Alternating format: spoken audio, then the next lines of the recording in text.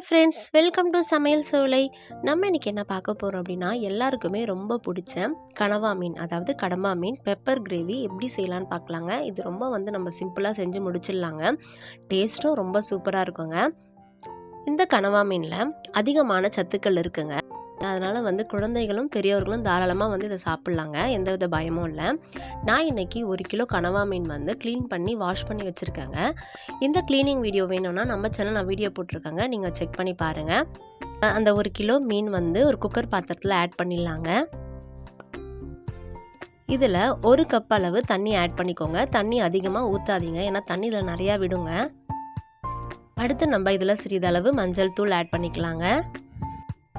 வரமிளகாய் தூள், இஞ்சி பூண்டு விழுது எல்லாமே ஆட் பண்ணி நம்ம நல்லா மிக்ஸ் பண்ணி விட்டுடலாங்க.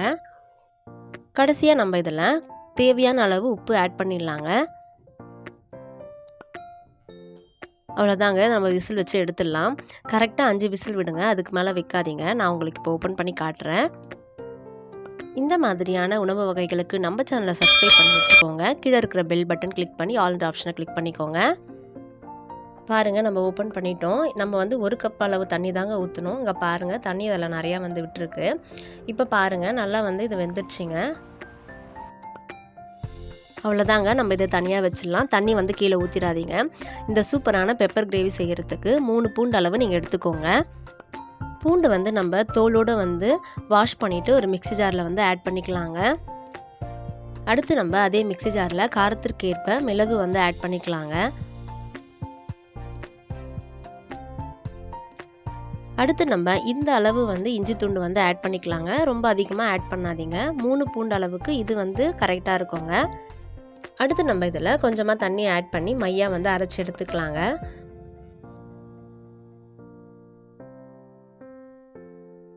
அடுத்து நம்ம ஒரு வாணலில் தேவையான அளவு எண்ணெய் ஆட் பண்ணிக்கலாங்க. எண்ணெய் நல்லா சூடாயிடுச்சுங்க. நம்ம இதில் 1 தக்காளி 1 வெங்காயம் தாங்க போட போகிறோம். அதுக்கு மேலே நம்ம போட போகிறதில்ல. நான் இப்போ வெங்காயம் சேர்த்துடுறேங்க. வெங்காயம் நல்லா வதக்கி விட்டுடலாம். வெங்காயம் நல்லா வதங்கிடுச்சுங்க. இப்போ நம்ம எடுத்து வச்சுருக்க தக்காளி இதெல்லாம் சேர்த்துக்கலாங்க. தக்காளி நம்ம சேர்த்து நல்லா வதக்கி விட்டுடலாம். இது வதங்கிட்டு இருக்கும் போதே சிறிதளவு கருவேப்பிலை இலைகளை ஆட் பண்ணிக்கலாங்க. இதையும் சேர்த்து நம்ம நல்லா வதக்கி விட்டுடலாம். இப்போ நம்ம உப்பு காரம் எதுவுமே ஆட் பண்ண வேணாங்க. நம்ம ஆல்ரெடி மீன் வேக வைக்கும் பொழுது போட்டிருக்கோம். நம்ம பார்த்துட்டு போடணுங்க. நல்லா வதங்கிடுச்சுங்க. இப்போ நம்ம அரைச்சி வச்சுருக்க அந்த விழுது இதில் ஆட் பண்ணிக்கலாங்க. நம்ம இதை 1 நிமிஷத்துக்கு அந்த பச்சை வாசம் போகிற அளவுக்கு வதக்கி விட்டுடலாங்க. நல்லா வதங்கிடுச்சுங்க. இப்போ நம்ம எடுத்து வச்சுருக்க அந்த மீன் தண்ணியோடு இதில் ஆட் பண்ணோங்க. அவ்வளோதாங்க, எல்லாமே சேர்த்துட்டோம். இப்போ நம்ம இதை மிக்ஸ் பண்ணி விட்டுடலாங்க.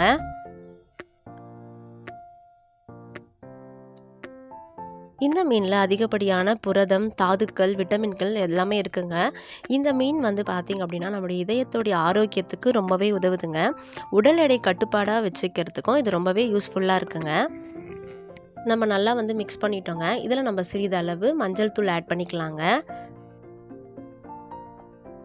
இப்போ நம்ம நல்லா இதை மிக்ஸ் பண்ணி விட்டுடலாங்க. இதில் நீங்கள் எக்ஸ்ட்ரா தண்ணி எதுவுமே ஆட் பண்ண வேண்டாங்க. உப்பு காரம் இந்த ஸ்டேஜில் நீங்கள் பார்த்துக்கோங்க. உங்களுக்கு காரம் வேணும்னா நீங்கள் மிளகுத்தூள் ஆட் பண்ணிக்கோங்க. எனக்கு உப்பு காரம் ரெண்டுமே கரெக்டாக இருக்குங்க. இதை நீங்கள் ஒரு 2 நிமிஷத்துக்கு ஒரு தடவை நல்லா அடியோடு கிண்டி விடுங்க. இதில் இருக்கிற தண்ணி சுண்டி வந்தாலே போதுங்க.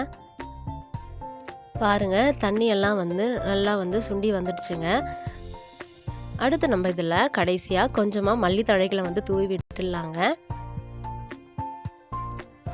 இந்த கனவா மீன் பெப்பர் கிரேவி சாம்பார் சாதம், ரசம் சாதம் கூட வச்சு சாப்பிடும்பொழுது டேஸ்ட் ரொம்பவே சூப்பராக இருக்குங்க. உங்கள் குழந்தைங்களுக்கு இது ரொம்ப ரொம்ப பிடிக்குங்க. இந்த மாதிரி நீங்கள் செஞ்சு கொடுக்கும்பொழுது வீட்டில் யாருமே வேணானே சொல்ல மாட்டாங்க. ட்ரை பண்ணி பாருங்கள், உங்களுக்கு கண்டிப்பாக பிடிக்குங்க. எப்படி இருந்ததுன்னு எனக்கு கமெண்ட்டில் மறக்காமல் சொல்லுங்கள். லைக் பண்ணுங்கள், ஷேர் பண்ணுங்கள். நன்றி.